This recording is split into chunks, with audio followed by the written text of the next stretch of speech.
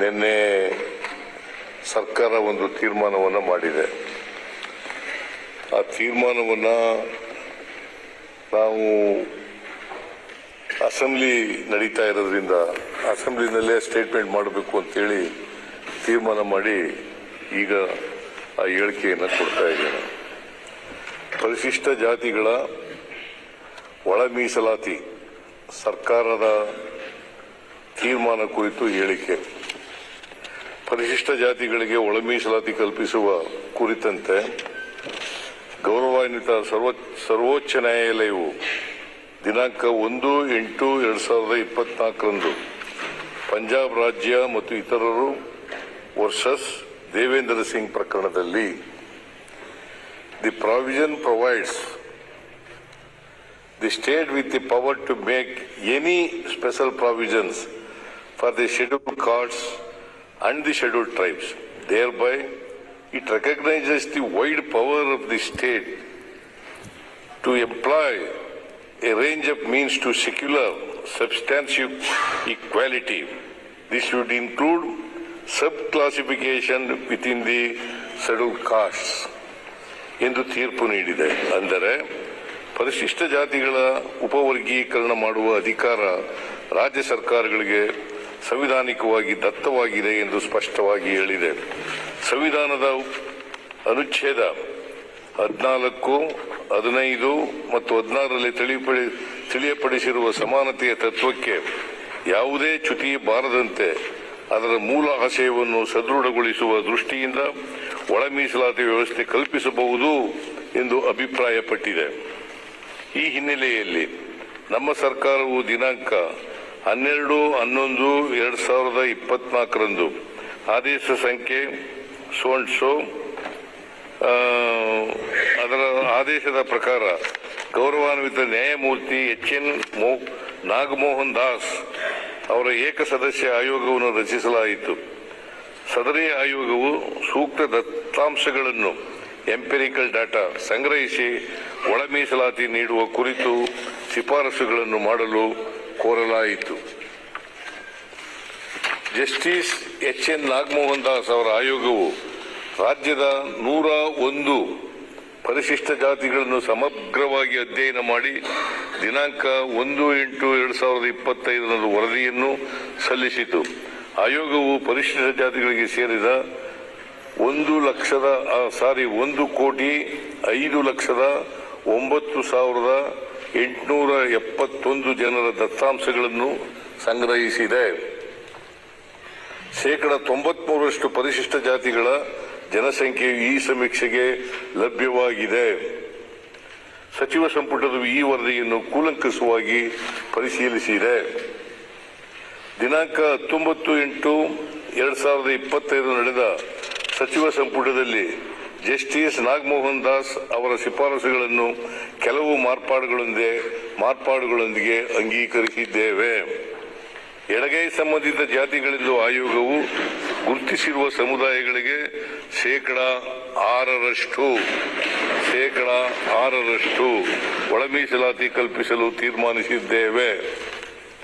Justice Nagamohan Das ಆಯೋಗವು ಪರಯ್ಯ, ಮೊಗೇರ ಮುಂತಾದ ಬಲಗೈ ಸಂಬಂಧಿತ ಜಾತಿಗಳನ್ನು ಎಡಗೈ ಸಂಬಂಧಿತ ಜಾತಿಗಳ ಜೊತೆ ಸೇರಿಸಲಾಗಿದೆ ಎಂಬುದನ್ನು ಗಮನಿಸಿದ ಸಚಿವ ಸಂಪುಟವು ಈ ಜಾತಿಗಳನ್ನು ಬಲಗೈ ಸಂಬಂಧಿತ ಜಾತಿಗಳ ಜೊತೆ ಸೇರಿಸಿ ಬಲಗೈ ಸಂಬಂಧಿತ ಜಾತಿಗಳ ಸಮೂಹಕ್ಕೆ 6% ಮೀಸಲಾತಿ ಕಲ್ಪಿಸಲು ತೀರ್ಮಾನಿಸಿದ್ದೇವೆ.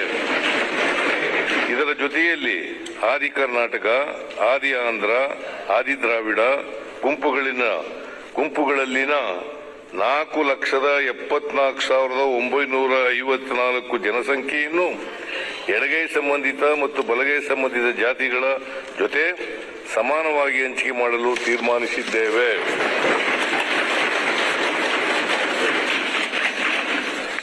ಸ್ಪೃಶ್ಯ ಜಾತಿಗಳ ಗುಂಪಿಗೆ ಜಸ್ಟಿಸ್ ನಾಗಮೋಹನ್ ದಾಸ್ ಅವರು 4,954 ಜನಸಂಖ್ಯೆಯನ್ನು ಎಡಗೈ ಸಂಬಂಧಿತ ಮತ್ತು ಬಲಗೈ ಸಂಬಂಧಿತ ಜಾತಿಗಳ ಜೊತೆ ಸಮಾನವಾಗಿ ಹಂಚಿಕೆ ಮಾಡಲು ತೀರ್ಮಾನಿಸಿದ್ದೇವೆ.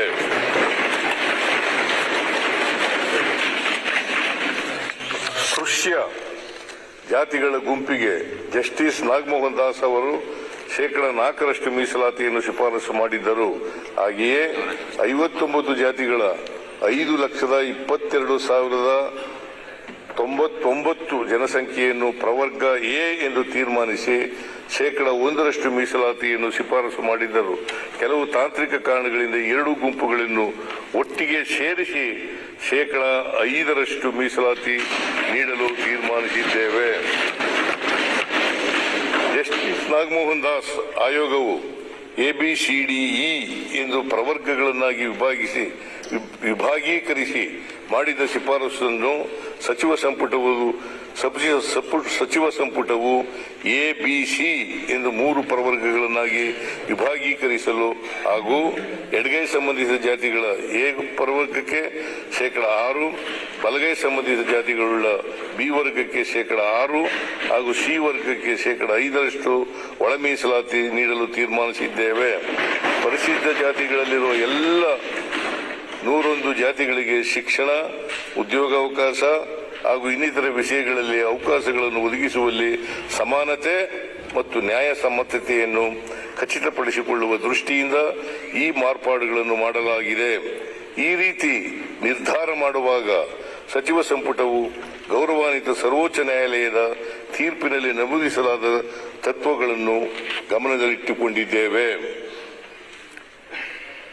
ಪರಿಶಿಷ್ಟ ಜಾತಿಗಳಲ್ಲಿನ ಚಲನಶೀಲತೆಯನ್ನು ಹಾಗೂ ಲಭ್ಯವಾಗುವ ದತ್ತಾಂಶಗಳನ್ನು ಪರಿಶೀಲಿಸಿಕೊಂಡು ಕಾಲಕಾಲಕ್ಕೆ ಈ ಜಾತಿಗಳನ್ನು ಅಧ್ಯಯನ ಮಾಡಿ ವರದಿ ನೀಡಲು ಶಾಶ್ವತ ಪರಿಶಿಷ್ಟ ಜಾತಿಗಳ ಆಯೋಗವನ್ನು ರಚಿಸಲು ತೀರ್ಮಾನಿಸಿದ್ದೇವೆ. ಒಳ ಮೀಸಲಾತಿಯ ಕುರಿತಂತೆ ಆದೇಶ ಹೊರಡಿಸಿದ ಕೂಡಲೇ ನೇಮಕಾತಿ ಪ್ರಕ್ರಿಯೆಗಳನ್ನು ಪ್ರಾರಂಭಿಸಲು ಹಾಗೂ ಒಂದು ಬಾರಿಗೆ ವಯೋಮಿತಿ ಸಡಿಲಿಸಲು ತೀರ್ಮಾನಿಸಿದ್ದೇವೆ.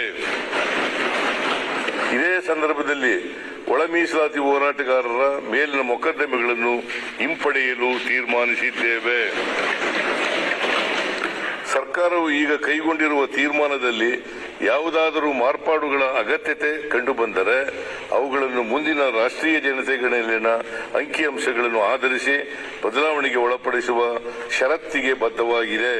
ನ್ಯಾಯಮೂರ್ತಿ ನಾಗಮೋಹನ್ ದಾಸ್ ಅವರ ವರದಿಯನ್ನು ಮೇಲೆ ಪ್ರಸ್ತಾಪಿಸಿದ ಮಾರ್ಪಾಡುಗಳೊಂದಿಗೆ ಅಂಗೀಕರಿಸಿದೆ ಎಂಬ ಅಂಶಗಳನ್ನು ಸದನದ ಮುಂದೆ ಮಂಡಿಸಲು ಸರ್ಕಾರವು ಸಂತೋಷ ಪಡುತ್ತದೆ.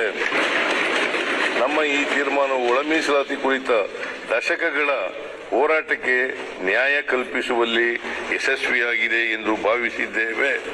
ಅಭಿವೃದ್ಧಿಶೀಲ ರಾಜ್ಯವಾದ ಕರ್ನಾಟಕವು ಸಾಮಾಜಿಕ ನ್ಯಾಯದ ವಿಚಾರದಲ್ಲೂ ಮುಂಚೂಣಿಯಲ್ಲಿದೆ ಎಂಬುದನ್ನು ನಮ್ಮ ಸರ್ಕಾರವು ಸಾಬೀತು ಮಾಡಿದೆ. ಈಗ ವಿಜಯೇಂದ್ರ ಅವರು